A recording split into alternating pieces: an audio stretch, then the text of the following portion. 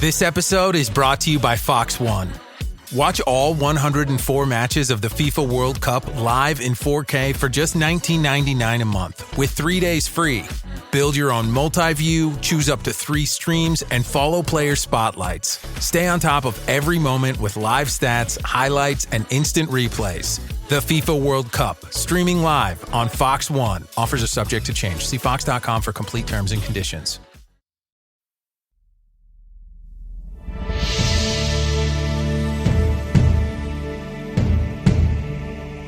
This is the History of the World podcast with me, Chris Hasler. And you're listening to Volume 3, The Classical World. Episode 14, The Peloponnesian War, Part 2.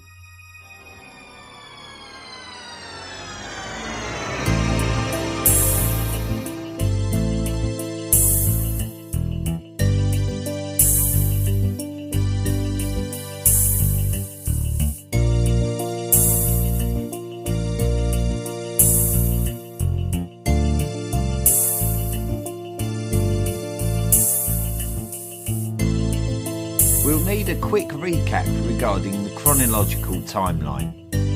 In 479 BCE, the Athenians, supported by the Spartans, were able to expel the Achaemenid Persians from Greece, which ended the Persian invasions of Greece.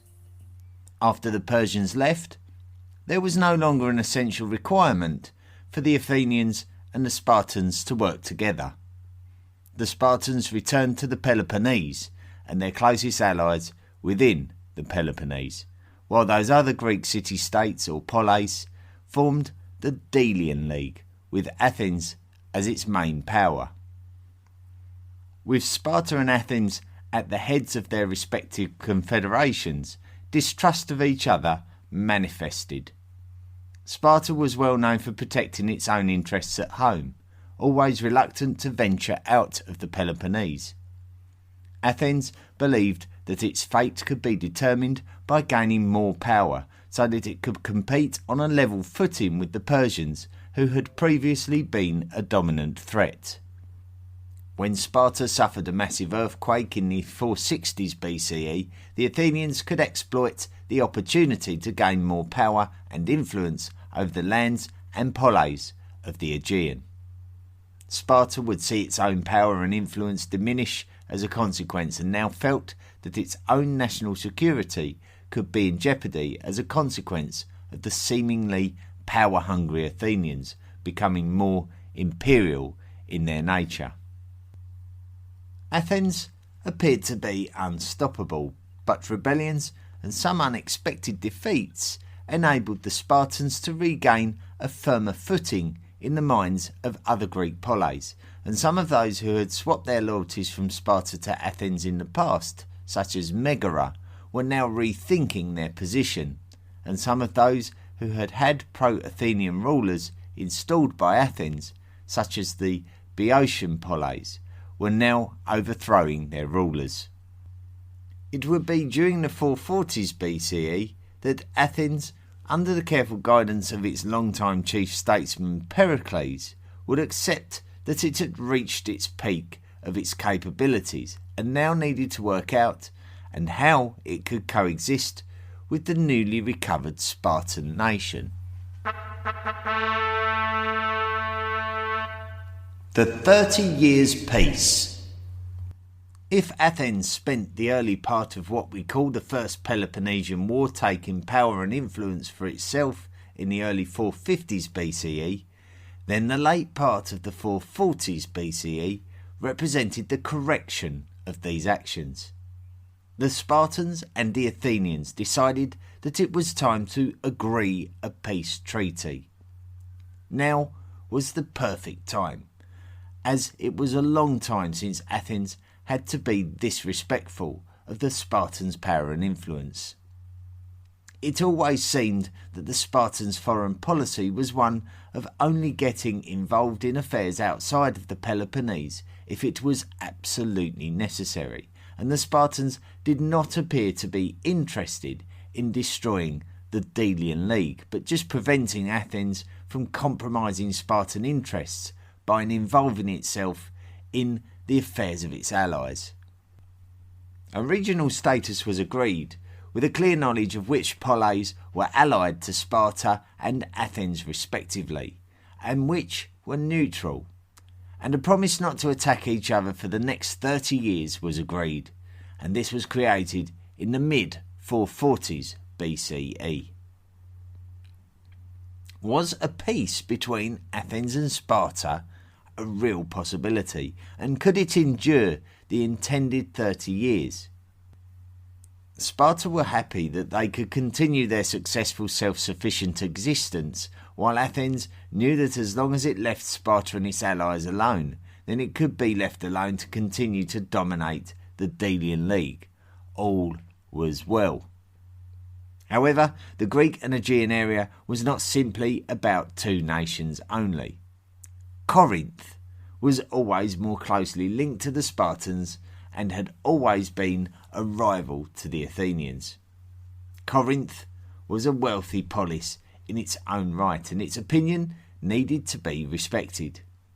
So even if the Spartans were not keen on engaging in a military tussle with the Athenians, then the Corinthians still might be.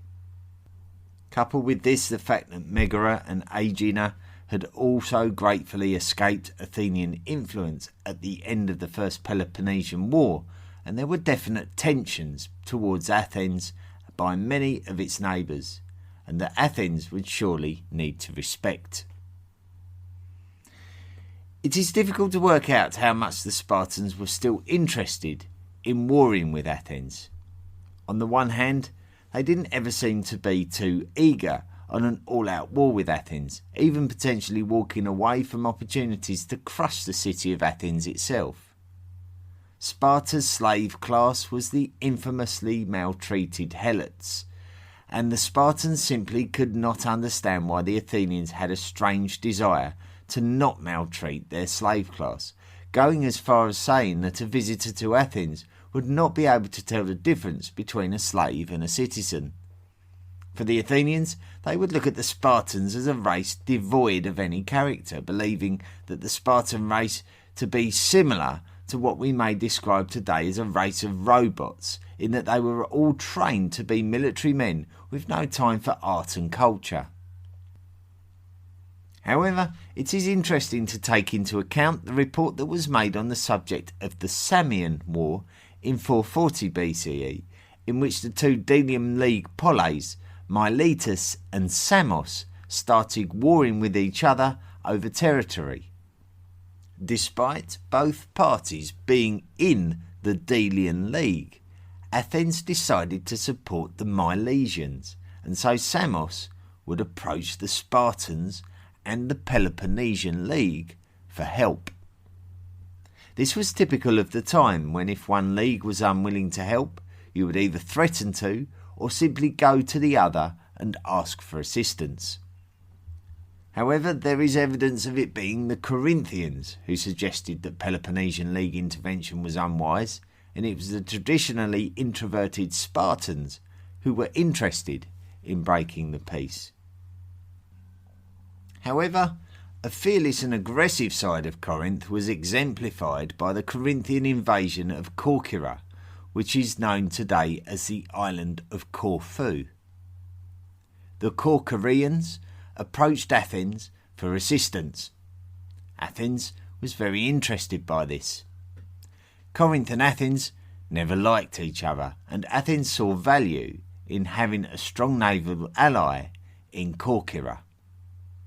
Sparta would be concerned that Athens was only interested in supporting Corcyra in order to gain a position that threatened the Peloponnesian League. From here, we see a sequence of events which ultimately plunged Greek societies into war. Apportioning the blame for the breakdown of peace is a difficult task. Each party would blame each other, and each report, whether contemporary or after, would condemn the decisions and acts of each party. One of the main sources for the entire sequence of events was written by Thucydides in an 8-book account. Thucydides himself was an Athenian historian who was alive during the Peloponnesian War, so it was a first-hand account. However, as we go through the story, we have to understand that Thucydides would have had an emotional connection to the events, and therefore some of the content can and is often brought into question. Thanks to Athens becoming involved in Corinthian affairs at the Battle of Sparta between Corcyra and Corinth, Corinth decided to get involved with the Battle of Potidæa, supporting the Potidæans against Athens. The Athenians would then impose trade sanctions on the Megarians, and so this would trigger the Corinthians to ask for a convention of the Peloponnesian League members to discuss what should be done about the actions of Athens. The Corinthians convinced the Spartans that Athens had violated the terms of the 30-year peace by imposing economic sanctions on Megara, and the Spartans agreed that this was enough cause to revoke the peace agreement between the Peloponnesian League and Athens. Despite Athens seemingly believing in its own right to influence affairs in Greek lands to suit itself, it does seem that it was definitely the Corinthians who wanted a military conflict between Sparta and Athens, and it is possible that the Spartans could not afford to ignore their powerful Corinthian allies any longer, or risk losing their alliance altogether.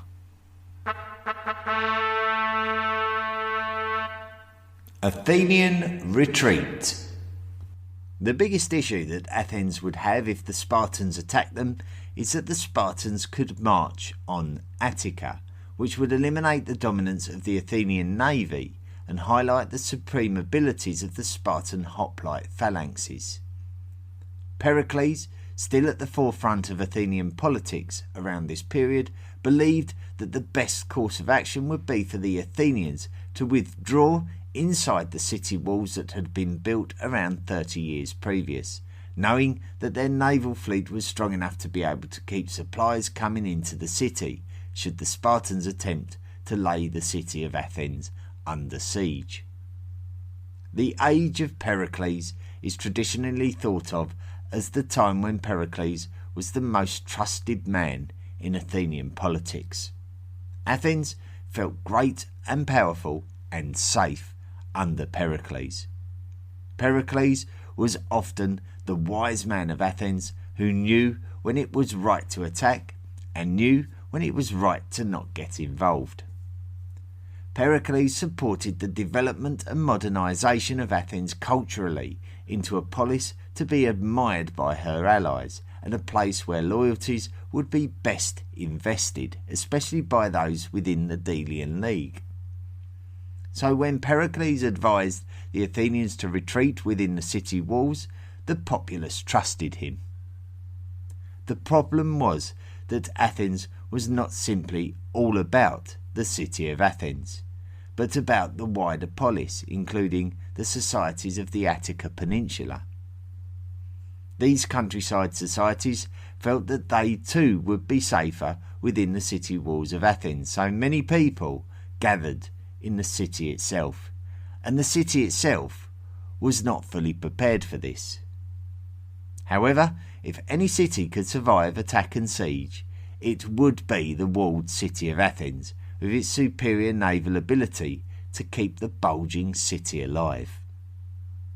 What happened next could not have been foreseen, but with what we have just described, should not be a major surprise to us, but it would change Greece forever. Athens resisted the Spartan pressure until the year 430 BCE. The unusually dense population of the city of Athens was struggling, however, and a plague broke out among the people. In such a densely populated city, the containment of a plague was almost impossible.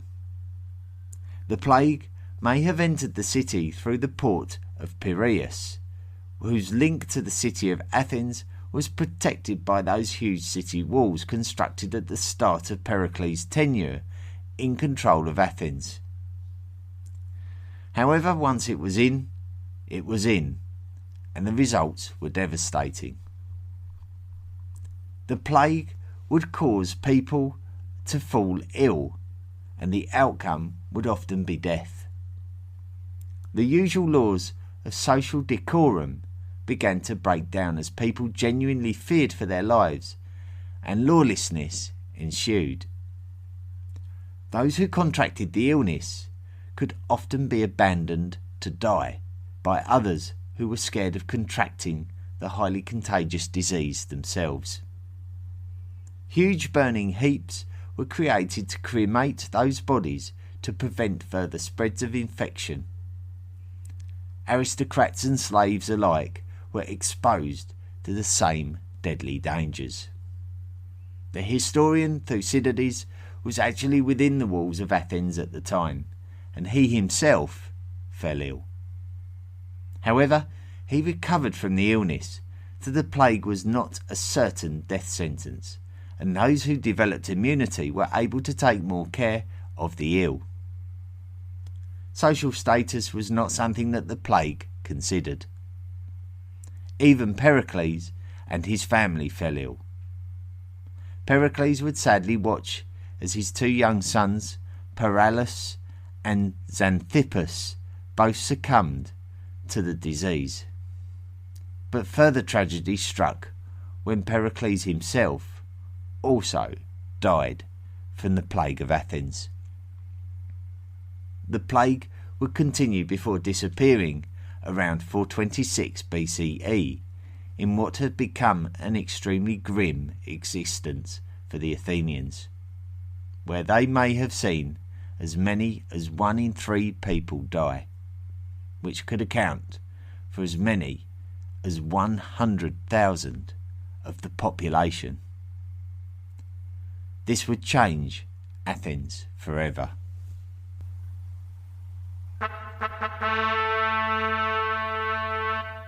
Kalaion. While Athens was reeling from this disaster, Sparta would be attacking its allies, such as Plataea. There was still a war going on, and Athens was far from defeated. Athens would still have its superior naval capabilities, and the city of Athens itself was still protected from human invasion by its walls. Once the plague had gone, the Athenians could plan their counter-offensive, albeit with their depleted population numbers. The prominent official in Athens after Pericles was a man named Kalaion. Kalaion was a man with aggressive counter-attacking intent, and he realised that the Athenian navy was the key to rebalance the war situation. Athens would engage the Spartan fleet at the Battle of Pylos in 425 BCE, where they would score a big win. Peace negotiations would break down in the aftermath, resulting in the Athenians forcing the remaining Spartan troops to be captured. Neither side could really press home their advantage, with little victories going either way. The notable difference was the fact that the Athenians were demonstrating a more aggressive stance under Kalaion. The Spartans would adopt a different approach, knowing that the Athenians were pulling on the resources of the Delian League.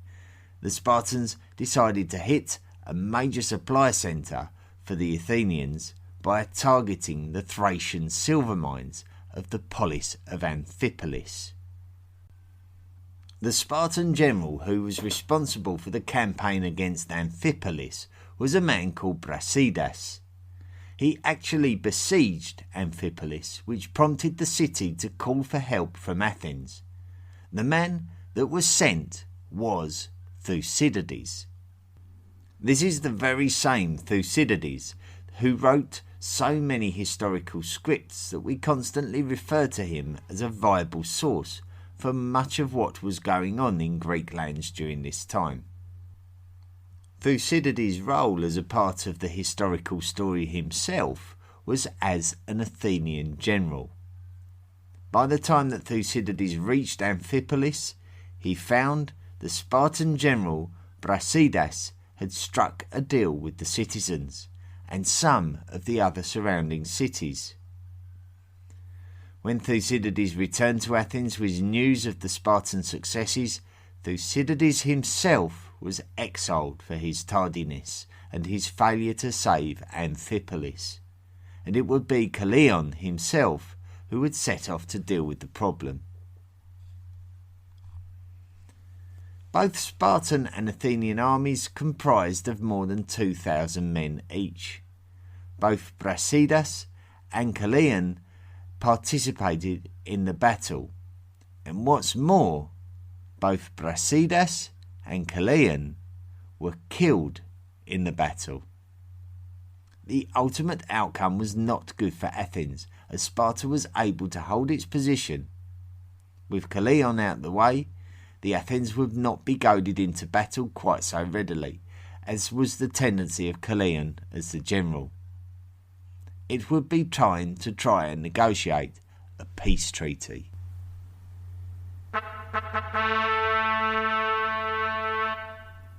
Peace. Possibly the two greatest events that equalised the relationship between Athens and Sparta during the 5th century BCE were natural events.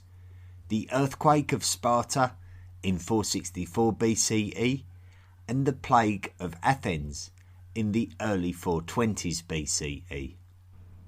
In such a long-term rivalry, it was not feasible for the two parties to be at constant war with each other. However, it was vitally important that one didn't let the other get too powerful, so it would have been a constant game of chess between the two nations, with each decision having potentially huge and even lethal ramifications for the respective polis. Who would honestly want to be responsible for the next major decision for one of these nations? After Sparta had caused huge problems for Athens, who was still recovering from the devastating plague, the Athenians were forced to release the Spartan prisoners captured after the Battle of Pylos. An agreement about apportioning lands affected by the wars was reached, and the two parties agreed a 50-year peace, going one step further than the 30-year peace 25 years before. It would always be favourable for these two nations to not go to war with each other and expend all of their resources. If you remember, it was Corinth who pushed Sparta into breaking the peace in the first place. During the 5th century BCE, a lot of focus is on Athenian imperialism. Many historians toy with the idea of calling the Delian League the Athenian Empire. However, Sparta regarded it as important to be dominant over the members of the Peloponnesian League. The Peloponnesian polis of Argos was always a polis that opposed Sparta, its neighbour.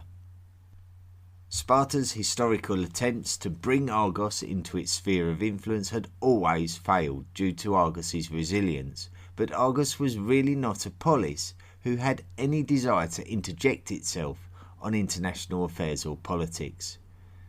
Even though it was impossible to remain completely neutral in the torrid world of ancient Greece, Argos did a great job of trying to be that polis.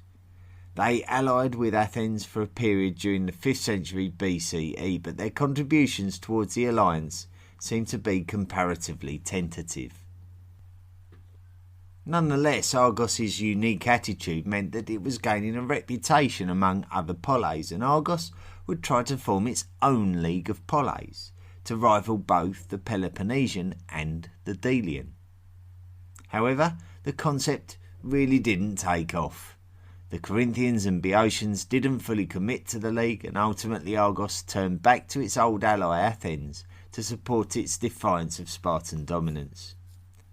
The culmination of this sequence of events would come at the Battle of Mantinea, in the heart of the Peloponnese, in 418 BCE. The Spartans would defeat the Argives in this huge battle, and then tensions began to simmer down once again.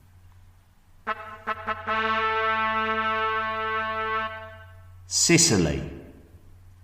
One of the speculated reasons for the Athenian interference in the Egyptian rebellion against the Persians back in 454 BCE was the fact that Egypt was agriculturally rich and that Athens could benefit from having a close trade relationship with an area of the world so rich in grain produce. That expedition ultimately failed, and the tensions between Athens and Persia ended with a truce, as the two parties could not achieve an advantage over each other, so Athens could focus on the development of the Delian League and their differences with Sparta throughout the period following. However, the question of Athenian costs and resources was always something important. The reason that Sparta attacked Amphipolis in 422 BCE was to affect the flow of valuable silver from Amphipolis to Athens. Another ally of Athens and another place of resource was the city of Segesta on the island of Sicily. We mentioned the city of Segesta right the way back in Volume 2 during Episode 9 as the city who approached the Carthaginians for help in their war with another Sicilian city, Selinus.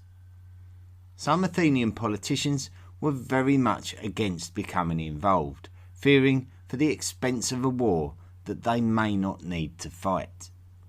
However, it was the Athenian general Alcibiades who was keen to become involved in Sicilian affairs, as these lands were rich in agricultural resources and it might create an opportunity for the Athenians to rebuild their sphere of influence and threaten the Spartan allies of Sicily, the Syracusans. Thousands of men on dozens of ships made their way over from Athens to Sicily.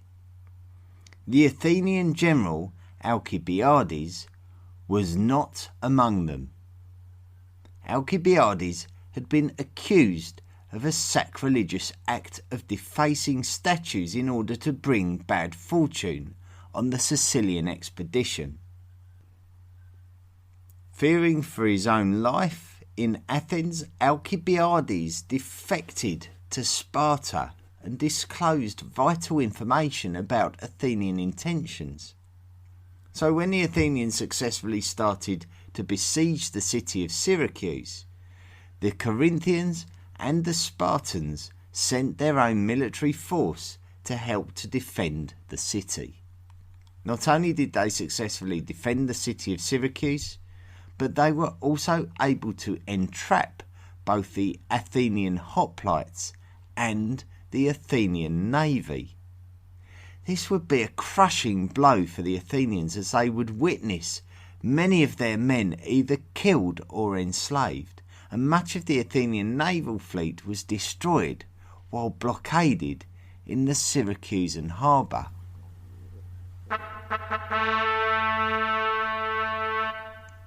Athens.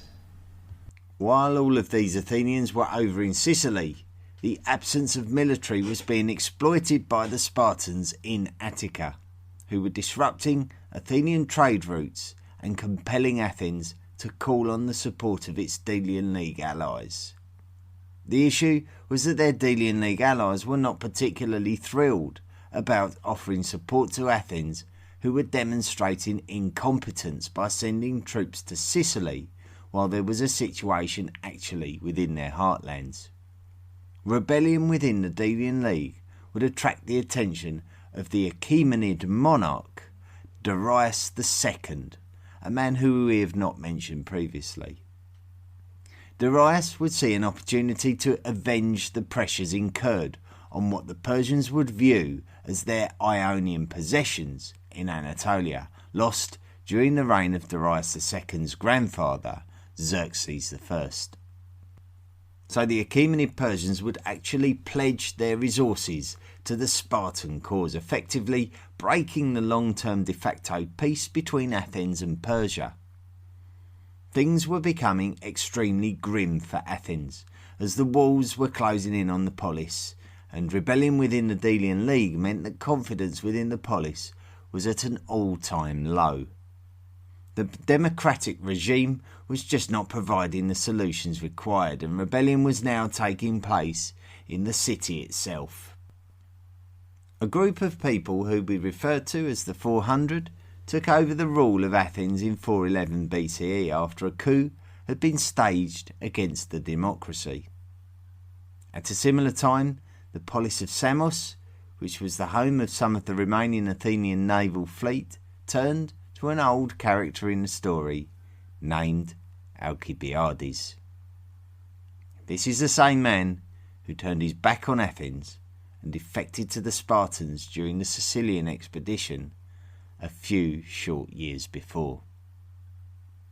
This seemed to be quite popular with the Athenians, who simply wanted to see somebody install some hope for Athenian futures. As such, the 400 were also overthrown, and Alcibiades set to work commanding the Athenian fleet to some small victories. These naval victories renewed Athenian hopes that had been missing for a considerable time, and despite being a traitor to Athens, he was allowed to return, and all his previous sins against the polis were forgiven and forgotten. The most influential politician in Athens now was a man called Cleophon, and following the victories that were achieved by Alcibiades and others, the Spartans sued for peace, which was something that we may not have been expecting when we consider how dominant the Spartans have been over the Athenians in the more recent years. The Spartans would have to accept that the Athenians were in no mood to not capitalise on the upturn of their fortunes, and would turn to their own naval commander, Lysander, to prepare for the next phase of the conflict.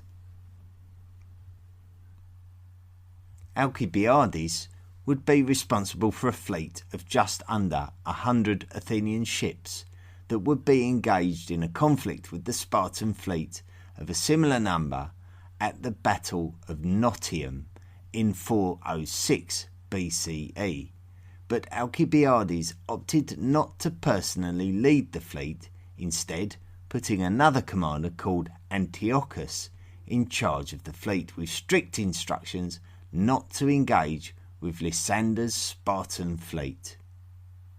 Antiochus did not follow these instructions and suffered a defeat to Lysander at the battle.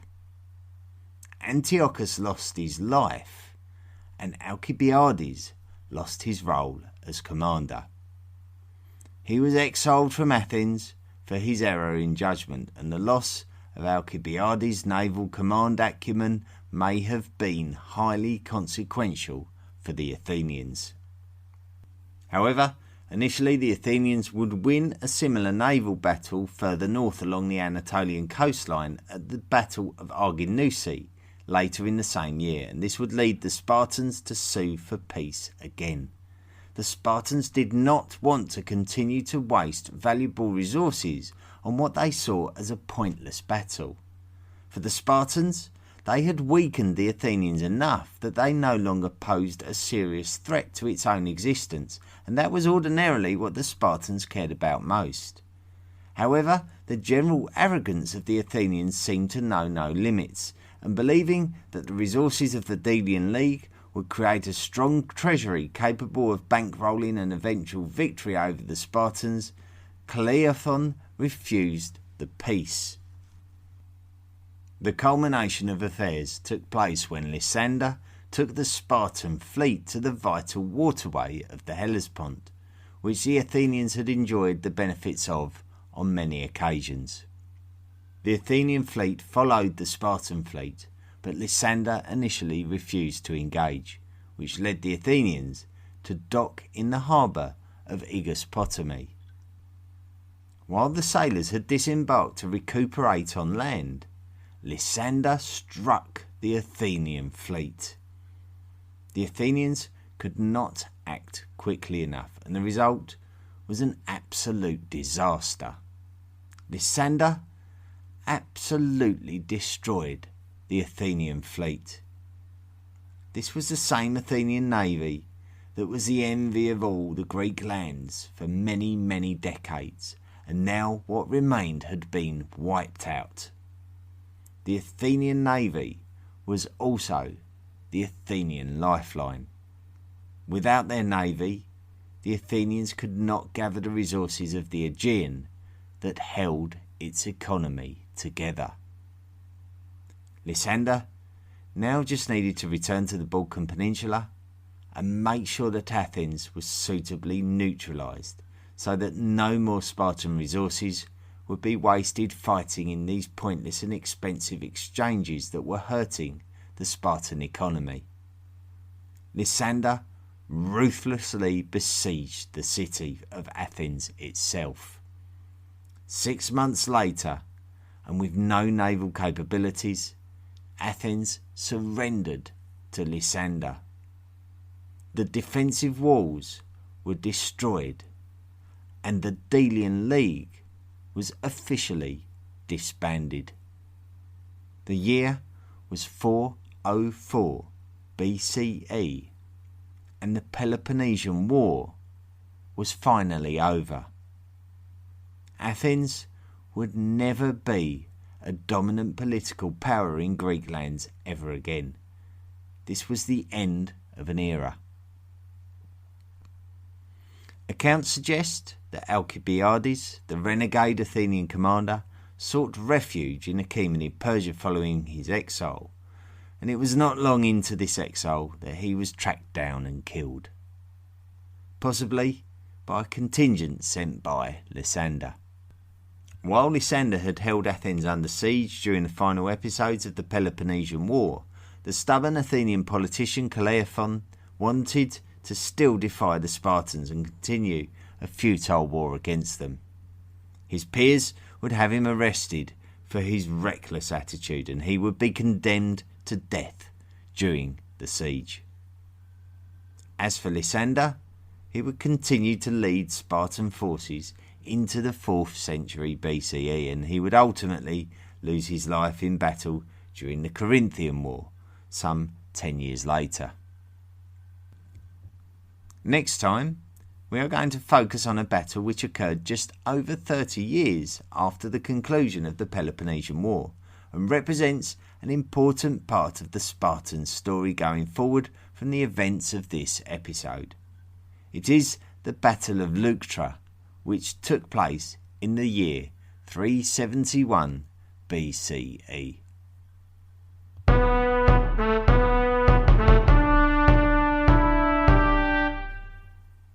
A terrifically fascinating episode in Greek history, and there's probably a few things that we can add on to the end of that. I felt that the description of the plague of Athens was quite poignant at this time. If you're listening to this episode as it's been published rather than down the line in the future, it's right in the thick of the current COVID-19 pandemic, and with that going on around us, I think discussing the plague of Athens has been incredibly poignant this week.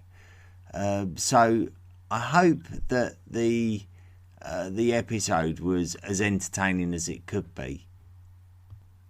This period of Greek history, especially where Athens is concerned, is not necessarily completely defined by warfare. So this whole 5th century BCE, we were looking at the battles between Greece and Persia initially, and then that changed into a battle between the Delian League and the Peloponnesian League.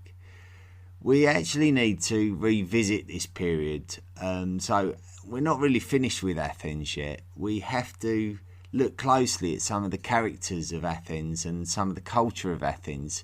It's so vital to our historical narrative that it must be revisited. So there will be an episode after next week, so you've got the Battle of Leuctra, but then after that we'll be looking to revisit Athens during the 5th century BCE in particular, just to look at some of the cultural aspects and absolutely vital. We've got to look at the arts, we've got to look at architecture, we've got to look at the philosophers. There is so much that needs to be covered, and it's unignorable, so we have to come back and look at that in a couple of episodes' time. So for those of you who are enjoying the podcast, don't forget to recommend this podcast. If anyone is stuck at home at the moment because of events going on around the world, recommend to them that they can listen to the History of the World podcast. They may gain some pleasure out of immersing themselves in such a comprehensive view of the history of humankind. It could be just what they need. If not this podcast, then there are many others that can also be quite enriching for someone who's unable to sort of leave their house. We just don't know what that must be like if we're not experiencing it ourselves. So do recommend the podcast, and obviously, as ever, you can support the podcast by visiting the History of the World podcast.com website and navigating to the Patreon link, where you can donate as little as $1 a month to help with the upkeep of the podcast. When you do that, you are made a member of the History of the World podcast Illuminati. And we have a new member of the Illuminati this week. His name is Frank R. Galati. So thank you very much and welcome, Frank, to the History of the World podcast Illuminati. You are now a lifelong member. Anyone that does become a History of the World podcast Illuminati member are entitled to the associated benefits. So we give you opportunities and gifts when you accrue any lifetime contribution towards the podcast. So look out for those. They're all detailed on the Patreon page for the podcast. If you're unable to make any financial contribution, that's absolutely fine. You can still support the podcast, and you can do so by rating and reviewing us wherever you listen to us. A couple of reviews that have come through this week. We've got Mountain Man Drew from the United States of America, who's written, educational. My degree is in biology, but I'm very interested in paleoanthropology. This podcast does a great job of combining hard sciences with soft sciences. It is very educational. And also we've got one from Naplaville in Russia. So I don't think we've had a Russian podcast review, which is fantastic. Who's put halfway through the first volume, and there is nothing to dislike. Very informative and interesting to listen. Discovering so much new knowledge. Amazing. Thank you, Chris, for doing this great work. Wonderfully structured and nicely narrated. Thank you very much, and thank you for reviewing from Russia. So like last week we had reviews from Israel and emails from Iran. So it's a real diversity of, it's great the podcast itself can reach out to many, many different countries, and it's fantastic. And, also, I don't want to dwell too much on what's going on at the moment, but as a globe, we're all sort of suffering together at the moment. But then also this also reflects on how we can all come together and enjoy the same sort of thing together. We can enjoy education together. So it's encouraging, to say the least. Don't forget to check out the YouTube channel for the History of the World podcast. You can access it through the Interact section of the History of the World podcast.com website. There is a new video on there. It's the first one that Nick Barksdale of the Study of Antiquity in the Middle Ages YouTube channel has tackled from Volume 1. And it's about Neolithic Mesopotamia. I'm sure we've all forgotten about that episode. That was some time ago now. And it really does put into some kind of visual perspective the information of that episode, which is ever so helpful because it does explore the timeline of cultures and also the lands of Mesopotamia, North and South Mesopotamia. So it's very, very helpful to have that visual aid to the information in the podcast. So I encourage you to go and check that out. It's a new one on the YouTube channel, and you can access it through the Interact section of the History of the World podcast website. So we're going to leave it now for this week. Don't forget, if you have rated and reviewed the podcast, or you've sent me a message and I haven't read it out, please do remind me. I do like to read them out, and I am receiving feedback from many different forums, and sometimes it can be easy for me to miss the odd message here and there. So it's not an intention, but we do sometimes make that mistake inadvertently. So do give me a nudge and I will promise to read it out. Please do take good care of each other and take care of yourselves. We will meet up again in 7 days' time, and thank you so much for listening to this week's podcast. We'll see you again very soon. Do you want more from the History of the World podcast? Then visit our website, historyoftheworldpodcast.com. You can join our discussion forum and find us on social media. Support the podcast for as little as $1 per month by clicking the Patreon link. Email the show at historyoftheworldpodcast@mail.com. The best ones will be read out. Be sure to rate and review the show wherever you listen to us.